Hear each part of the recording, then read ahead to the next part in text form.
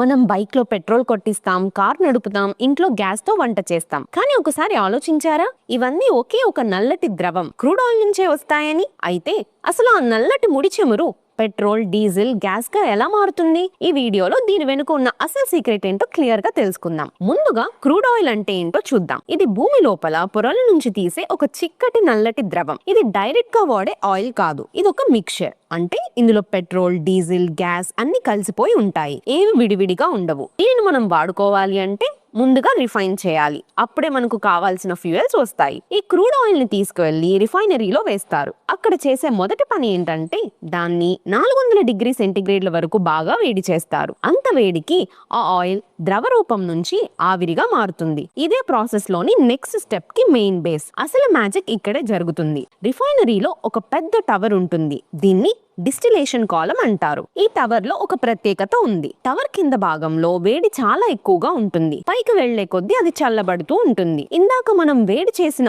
Oil ఆవిరి ఆ tower లోకి వెళ్తుంది. ప్రతి కెమికల్ కి ఒక బాయిలింగ్ పాయింట్ ఉంటుంది కదా, అందుకే తేలికగా ఉండే వాయువులు టవర్ పై భాగానికి చేరుతాయి, బరువుగా ఉండే పదార్థాలు కిందనే ఉండిపోతాయి. ఇలా లేయర్ల వారీగా ఆయిల్ విడిపోతుంది.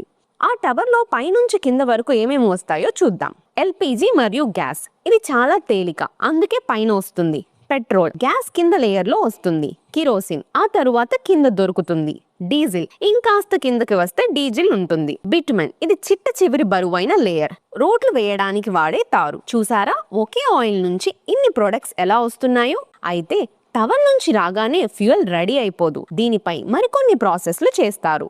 క్రాకింగ్, పెద్ద అణువులను చిన్నవిగా మార్చి పెట్రోల్ క్వాంటిటీని పెంచుతారు. క్లీనింగ్, ఇందులో ఉండే హానికరమైన సల్ఫర్ వంటి వాటిని తొలగిస్తారు. ఇవన్నీ పూర్తయ్యాక ప్యూర్ క్వాలిటీ ఫ్యూయల్ మన పెట్రోల్ బంకులకు చేరుతుంది.